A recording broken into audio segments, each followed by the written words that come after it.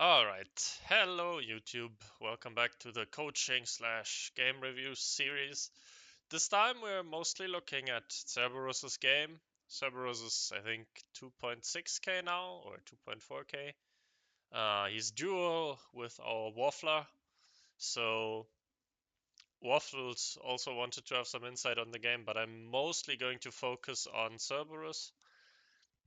I just have to pick one, else this video is like 15 minutes long and I don't have the stamina to go that long. It's unfortunately a problem. Okay, so we have mega-minded lock-in, and I tried to figure out if we are random or if we locked something in, and I couldn't. I don't know. There is a way probably, but I'm just too lazy to figure it out. Personally, if I get Megamind into the lock-in option, I always pick the random unit, just because honestly the auto roll picker is so horrendous that I always end up with a shitty roll no matter what unit I pick, and I'm pretty comfortable with essentially most units in the game, so I rather just pick some extra gold over having one specific unit in my roll. So I don't know what we did, but anyway, we ended up with this quite interesting roll. It's not horrendous, I've seen worse, but I've also seen better. We are opting for a Goblin Copter opening. I think this is a good choice. You could also open Casket with the Copter or the Bazooka, but given that it was nerfed on wave 3, and you can now leak heavily with 7 workers on wave 3, it's probably best to open with the Copter. Anyway, but I don't think that Casket is a bad opening with Copter or Bazooka, because it gives you good coverage for wave 5 and 6. And maybe it is slightly easier to play towards your quote-unquote goal build, because your goal build will probably revolve around Boar, Pyro, Casket as these AoE units. And with Casket, you already quote-unquote set the tone towards an AoE build. But I don't think this is a mistake or anything. I'm just saying it might have been slightly easier to play, and if something is easier to play, it might be a good option to go for this. Okay, so everyone king ups on 1. We get king ups on wave 2. We add the bazooka. I honestly don't think you should ever add a bazooka here, because he can't 40 with his Oathbreaker unless he pushes to 6 workers to leak 100% to no send. And with just the split copter, you always hold on wave 2. I think you leak small to a snail, right? I don't know, but usually it's worth it, because then you have a worker lead and you have a pressure lead and yada yada. So I wouldn't necessarily place this bazooka, as it leaves us with quite awkward gold for the next waves. But not a big deal. I guess with Waffles not being able to afford the mask, it's probably good to make sure we hold. Okay, yeah. I can see this. Maybe you would have wanted to place a second small copter in that case. I don't know. There are options. That's all I want to say. Okay, so we see enemy is already overbuilding, and now strange things happen on the next wave. First of all, we income king, which is correct, but enemy decides to just push 6 workers, which is a strange decision. I mean, with Gargoyle I can understand it, but still, you're leaking 40% to a single snail. This guy is randomly pushing to 6 workers for fun, and we send a Lizard. I don't think Lizard is really good against this build in any situation, unless you specifically want to avoid him leaking, which maybe if that was the plan, fine. But it's strange. I prefer double snail or DT over Lizard a lot into this build, just because the snails are better against the Oathbreaker. And if he's holding, it is because the Oathbreaker goes mad mode. And how do we prevent the Oathbreaker from going mad mode? Well, by adding another target. Of course, you could in theory also send a robo, but I don't think going full early on is usually worth it, especially if he has slimes and harpies and stuff.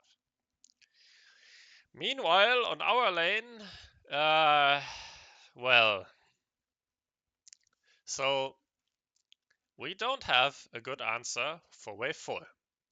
Our teammate does not have a good answer for wave 4. The enemy has no pressure on them for wave 3. So why exactly are we pushing to 7 workers on both of our lanes? I don't know. It's just not worth it. It's a huge risk, and the only time that this can be worth it is if you manage to put a lot of pressure on your opponents, and this 7th worker gives you a Mythium threshold for wave 3 or for wave 4. And we're not going for either of these things by sending here. And yeah, this is just... It's something that I've seen many people do in this elo range because they think, oh yeah, I want to push, push, push. I have a strong opening. I'm strong on 1, 2, 3. So I'm just going to push to 7 worker no matter what. And then these people usually leak a lot on wave 4. And that just makes the entire push not worth it. You just take too much damage. Enemy is ahead afterwards. And with this roll, like, what's realistically our option for wave 4? You could add a casket, but it's kind of meh. You can add a warg, it's a decent tank, and then rely on the goblin copter damage. Bazooka can tank, but we've already placed it quite far back. So realistically, we're not going to hold on wave 4. And now we even get extra gold from these leagues, right? Also long wave, but we get some amount of extra gold. And still the Brood Snail and teammate gets double DT. We're super lucky. If he gets a Brood here, I think we're in quite a lot of trouble. And now you might wonder, why doesn't he play his mask? Well, he already rerolled, and I think his options were pretty bad. Let me try to figure this out.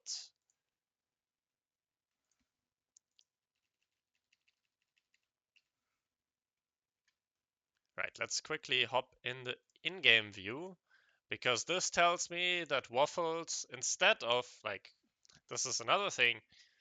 Now, you push to 7 workers with no good answer for wave 4. Your teammate leaked on 3, both enemies leaked on wave 4.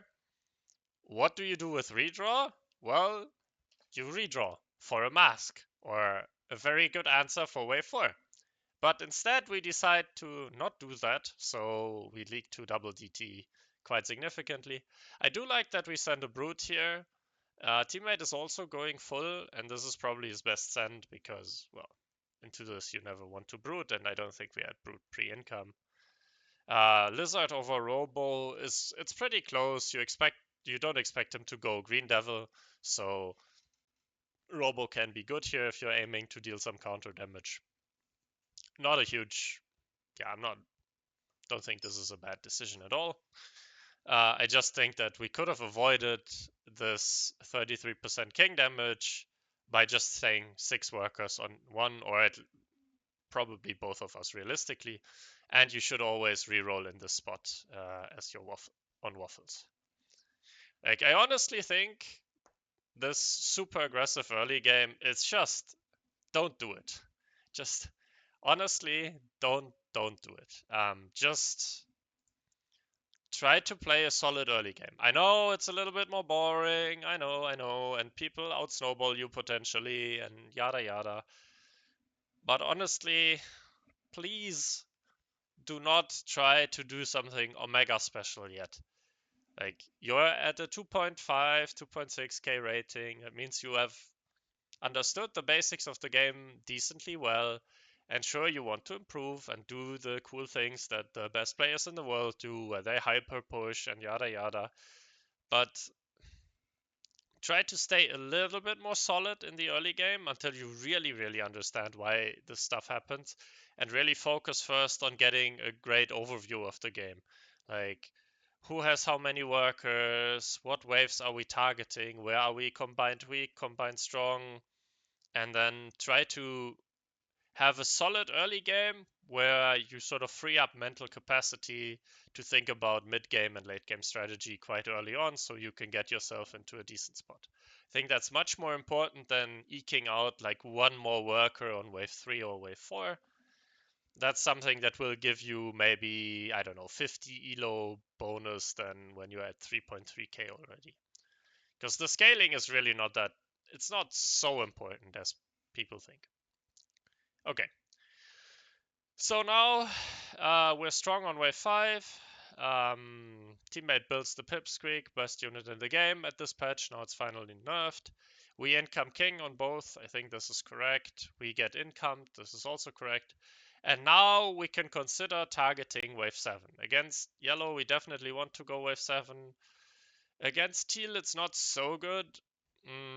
You can consider doing it because realistically he will have a giant oath, and if you double brute his ass, then he might leak. But if he has a lot of value, it's probably not so good. So we skip to have the pressure in case he is underbuilding, but teal is overbuilding, so yeah, you don't really want to go full. We get an income king send on red, which really is good for us because we pushed hard off of the 60 on wave 5, which is correct, by the way. But now we don't want to push, we have to get the casket out, and we also have a teammate who got saved on, so he will definitely leak next wave. So we have to cover, and pushing one more worker here doesn't really make our send this much bigger, and this guy is most likely leaking anyway, so good job not pushing. Then wave 7 hits, and we go Mole Robo. I think this is correct. You can make an argument that the Robo isn't super worth it because you kind of expect him to build more Green Devils. But I don't know. The 2 income diff is not super large. Income here is, as I said, fine. I'm not sure this guy might even leak to double brute, which we had. Yeah, I'll copy this build and I'll quickly test this. I tested some other things as well, but so let's load up. I'm genuinely curious because I struggle with understanding how strong this unit really is. So this Pilgrim shouldn't tank anything. The 2 brutes should go left. And we kind of expected him to build a Sky Queen, right? Else he has like no real backline damage, and this build kind of needs backline damage. He has killed one of the brutes. He is sniping the other one. Yeah, okay, he's just fine. So then, good, good, good, good.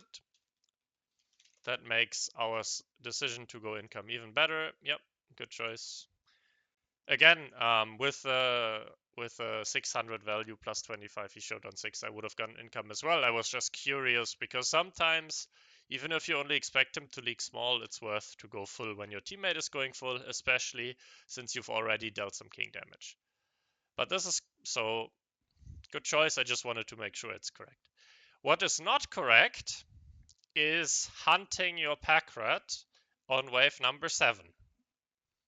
Because, look, you have a pipsqueak, you have a green devil. Yes, you have a cat. You have one good unit, which is vulnerable to mole, because mole just spanks it, and to double brute, because brutes just fuck Nekomata so hard.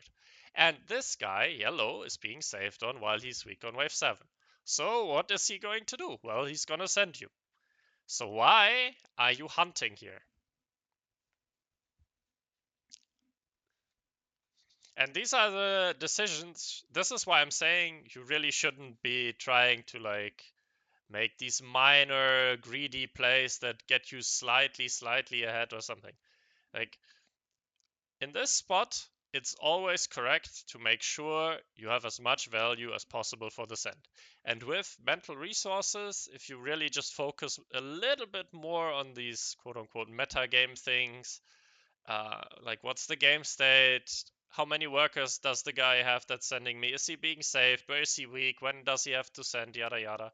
This will make sure you don't make this mistake. And this is like 100, 200 elo difference whether you make these mistakes regularly or you don't make them.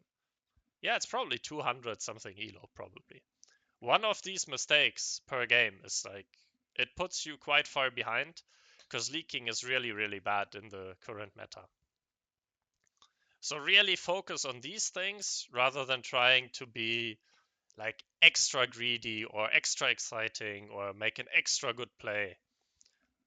Play solid. Okay, so after my rant about hunting a rat for fun is over, let's see how the game progressed from here. Income king. We have pushed quite heavily. We've built an alpha. This is fine. We just have to make sure, like, Goblin Copter is quite weak on wave 8. So you have to be sure, like, you have to be careful what you're doing here. And if you get a full resend here, then you're leaking quite a lot. So maybe you should have pushed one less worker and or adjusted your split and or gone for the big Iron Maiden. But if you really expect him to go income king here, then this is fine. I don't like the income full send here. I think you should upgrade the king or save the rest of the Mythium. He hasn't really shown that he's a risk taker so far. It's probably worth it more to just upgrade the king. Anyway, minor decision, doesn't really matter. So now, wave 9. We have pushed very heavily after... Well, we haven't pushed super heavily here. We've shifted some gold, right? Let me hop in game.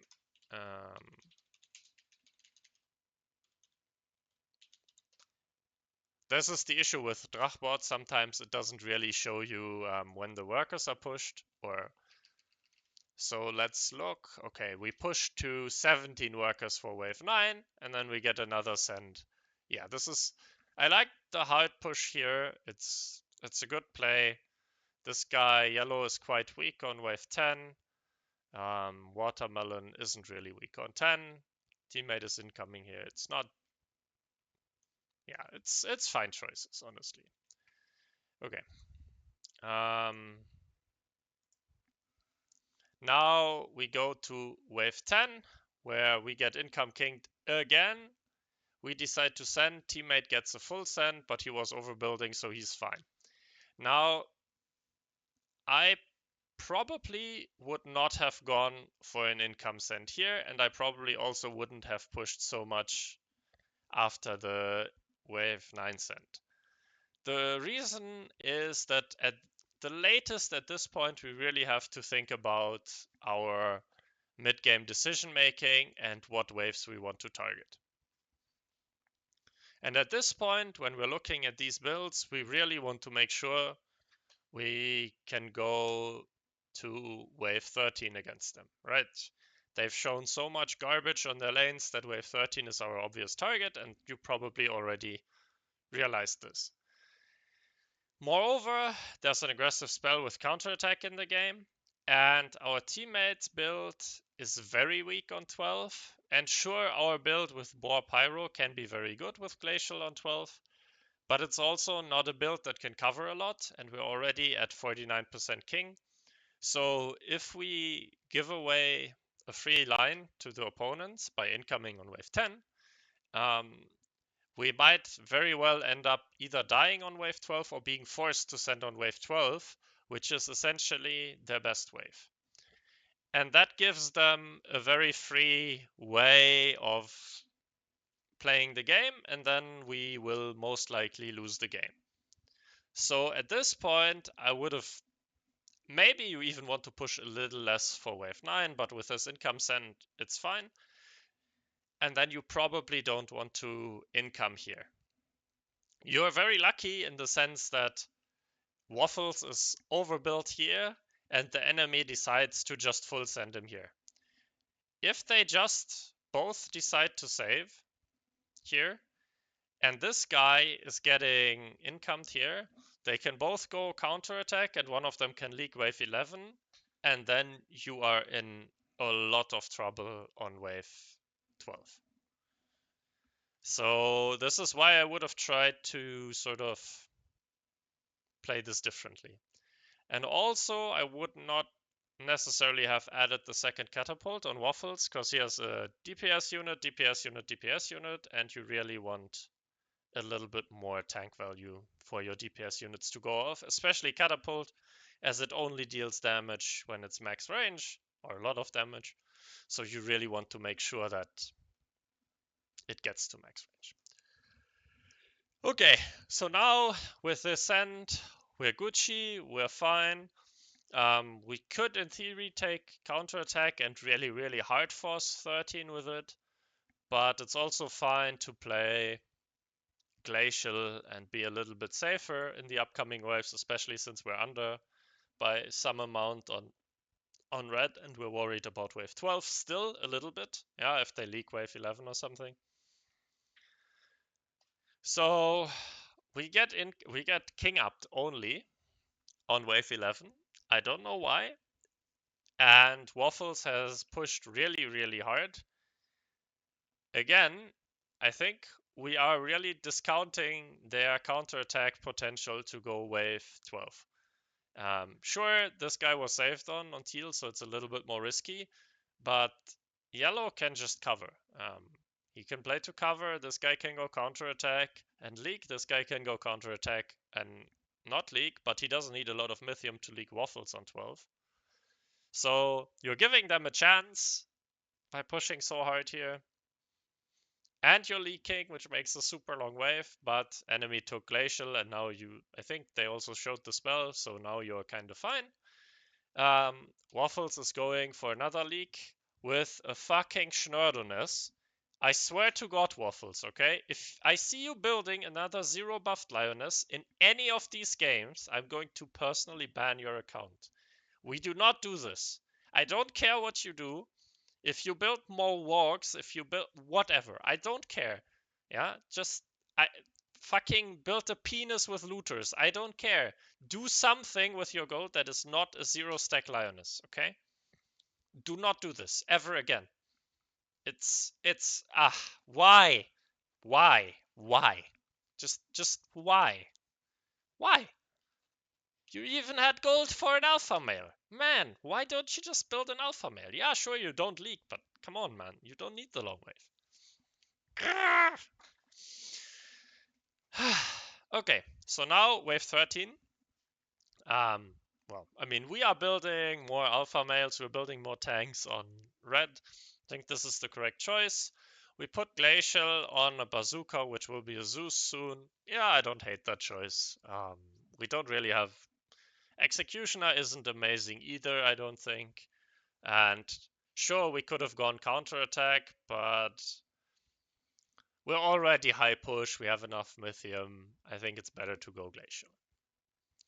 And now wave 13 hits, and there will be things to show in Sandbox and things to discuss, as this is, in my opinion, probably it's one of the game deciding waves. This one and then the following decisions. Okay, so stuff happened. Number one, let's first talk about sends.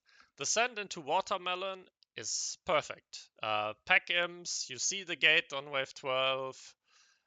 You need to run over this build as it has a lot of value from a long wave with a Sky Queen, with a Pilgrim, with a gate. Absolutely correct. Send DPS, send pack imps. Slam dunk correct. The send into tracks is horrendous. I'm sorry to say it this clearly, but it's one of the worst sends you can come up with. Sure, it leaks 60%, but this 60% send leak is very much not dangerous against the king. The send into Waffles is good. The send into Cerberus is fine-ish, I guess. Maybe... Yeah, no, I mean, I'm just worried that the imps get sniped, so maybe you want to send I don't know. I don't even know what you want to send into this. Maybe it's even mole. Maybe it's pack mole. I don't know, man. It's strange. There's no really appealing send, I guess. So it's not horrible. I would have probably considered going even ogre. It's not really good damage typing, but at least it doesn't get sniped. I don't know. But yeah, I mean, we're not super worried into what send this guy's getting. What I want to show is why this send is really bad and what you could have done to prevent this. And for this, let us hop into the sandbox. So, if we see this build, right, there are a few options that we have, but you need to realize that this guy is putting Glacial on a frontline Halo. So this will always make the Halo, and essentially only the Halo, together with the Zeus maybe, focus the first unit that comes, and then the charge comes in and everything else will focus the rest of the wave. So you can either make those two units go onto a bear, which will then counter a lot of the AoE damage once it explodes, and say double ogre or whatever. Or you can do what you always want to do when they have a glacial gun so far up. You can send a siege ram or a kraken and make sure that only these units ever attack the kraken. So for example, if we send kraken mole brute, just as a demonstration, right? Now watch what happens with the kraken. This glacial slows the kraken, and the kraken is only attacked. I can't click it because I'm too boomer for this, but only these units are on the kraken. So the kraken lives forever, and now it stuns the wave quite well, and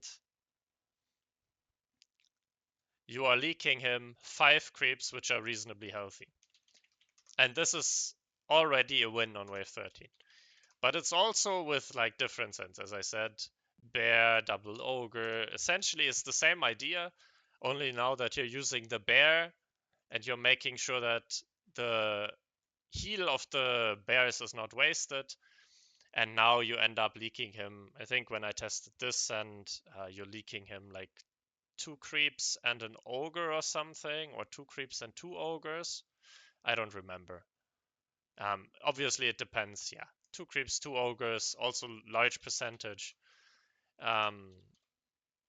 You can do the same thing also with a siege ram, and then maybe pack hermit or something.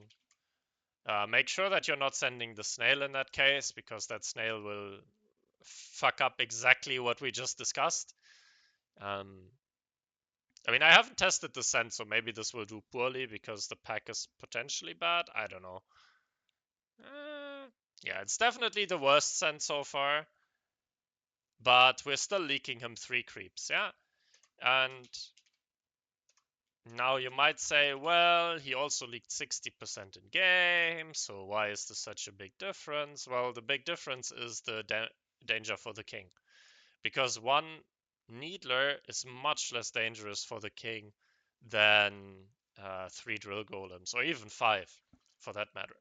So I think if we send correctly here, realizing that at this point, what is he going to do for wave 13? He's going to upgrade the Halo. So we need to counter this Halo. And how do we do this? With this big tank set. Yeah, I mean, or just me ogre, me smash also works pretty well. And this will win the game on this wave. One additional thing that we want to talk about is our reaction to this wave. And so we first talk about waffles. As was pointed out in the coaching section already, we somehow, like, what do we want to do? We want to upgrade one of the catapults. And we somehow end up building a Fire Lord and a Slime Siren. I don't know why. I'm pretty sure I could actually test this.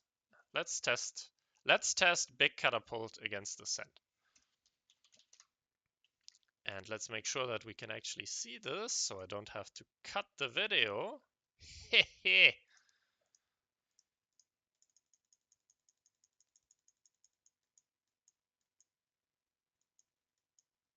Yeah, anyway. What? Why does this show 2100? Ah, because the cat stacks aren't saved, right? No, they are. Is this the Wave 13 build? Yeah, it was the... Okay, whatever. I'm confused. I am very confused. I am very confused what's going on with the value here. Yeah, I guess we're split focusing the GK, which is kind of bad. But yeah, and now we're leaking decently. But come on, can we kill though? Okay, yeah. Nice, nice, good focus, good focus. Why? I'm just confused why it says 1900 value here.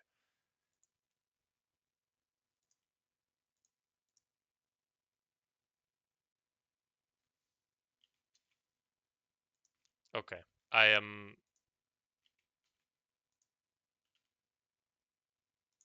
I can't. I don't know. I don't understand. Because the Drachbot it said a lot more value. Anyway, let's try upgrading this guy.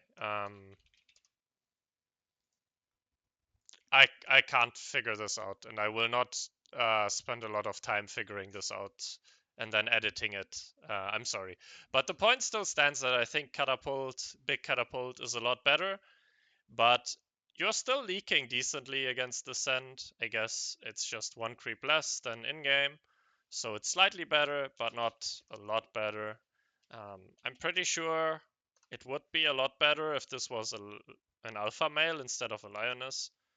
And maybe via loading some stuff is missing. I don't know. I don't know what's going on here. It's very strange to me that there's 1900 value showing and in Drachbot it's at 2100. Okay. Now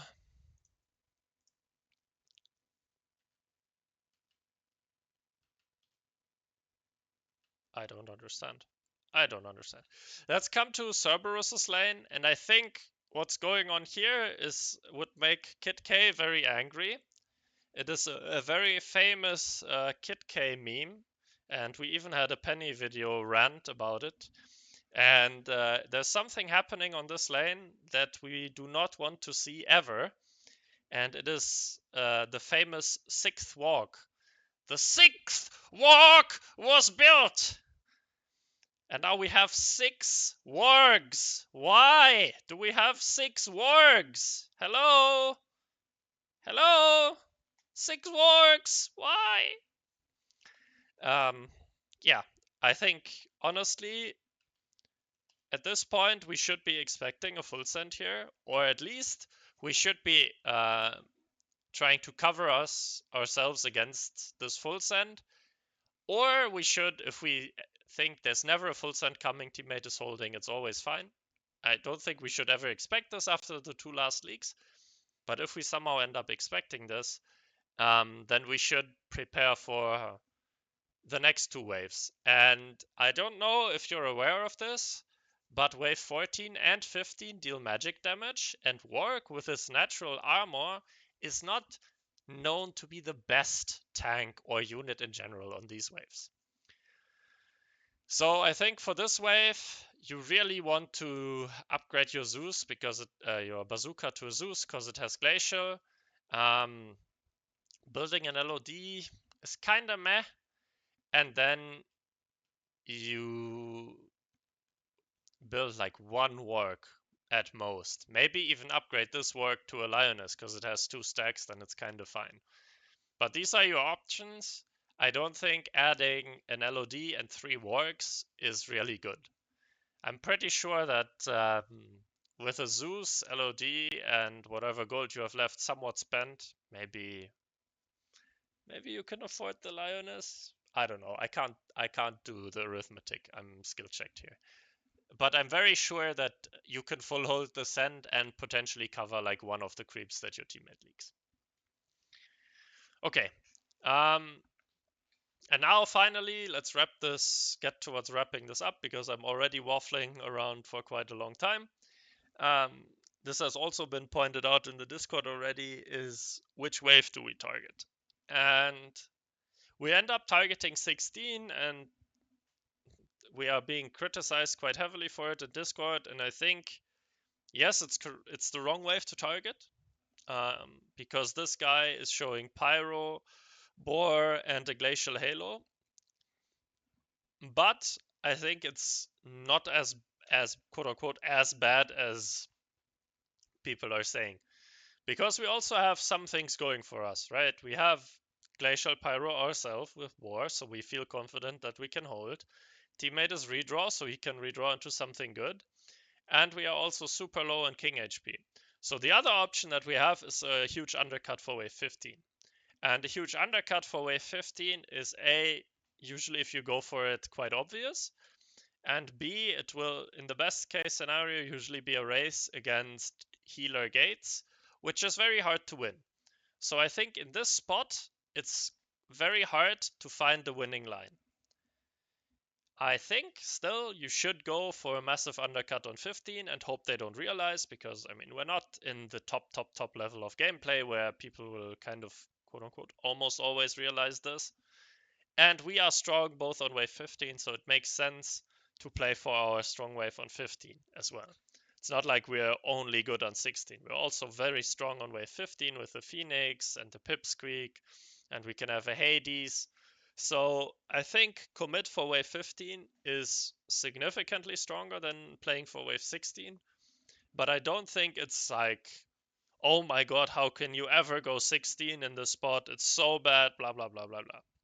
Okay, I think going 15 is significantly better, and it probably potentially would have won you the game here. But yeah, I think it's better for you to focus on correct sending and not having 6 wargs on your lane than deciding between 2 lines that are like, I mean, sure, you also at some point want to discuss these lines and really think about them and spend a lot of mental resources on them, but I think building 6 wargs is a bigger mistake than going wave 16 in this spot. People can disagree with me here. I'm happy if people disagree. Go ahead, disagree. I don't care. Such is life. I'm not perfect, and I will never be perfect. And maybe I'm missing something. But this is just my opinion. Okay. So what's happening? We're no pushing into 16 to try to A, survive on 15, and B, win the race. But given that we're low King HP and Cerberus doesn't really have a cover role, I think if we go for this line, the way to win is probably if they go 15 and we hold. So Waffles showing the Azaria and overbuilding, and us overbuilding is probably not the play. We probably have to bait a 15 cent, which is also a viable way of playing, by the way. You can just kind of quote unquote fake Sui for 14. Just make sure you don't actually die because you're at 9% king. That's unfortunate. And then hold on 15. This was an option as well, but it's probably also significantly weaker than just forcing 15 straight up. Okay, so now Waffles is building the Phoenix, committing even harder for 15. Cerberus is building the Iron Maidens. This is correct, as they are also very good on 16, and we need more tanks anyway. This is very easy choice, but he's making the correct one. It's just unfortunate that we still have a Glacial Bazooka. I hope this is not bugged and the Glacial was something else, but I think this is correct. And then wave 16 hits, and it's reasonably close. Like, we just easily hold, but unfortunately, such an AoE role is very bad at covering, and Waffles does not get out enough pyros. He had to commit to try to find pyros and build them earlier if he wants to hold here. He also probably has to remove his split quite early, by like placing a melee unit up top. Don't know if the wave split or not.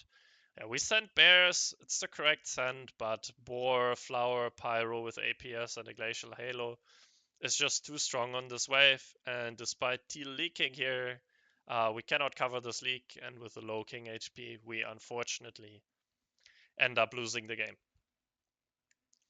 Okay, so what are the main takeaways? I think wave 16 is already where we ended up losing is already super hard to play. I think if we make the correct choices on wave 13, correct sending instantly kills them. If we end up building correctly on waffles with a big catapult, and if we don't end up building 4 wargs, then we are at 53% king here, right? We stay at 53% king, then we can be potentially able to win the race here. It's still close and probably still losing, but with the more gold, more workers, more value on us, I think there's a decent chance we're winning the race. So this race 16 really comes down to our 13 decision making. And for the early game, I think just push a little bit less. Try to be a little bit more solid, take a little bit less risks, and you'll set yourself up brilliantly for mid game, and then you will do very good with with your decisions. And one more final note is if you have the mental resources to think about the lines you want to go for around wave 9, that's good. Don't underestimate, you identified correctly which wave you want to target, but maybe spend like a little bit of resources in your brain, if you around can I actually get there with the send line that I'm choosing?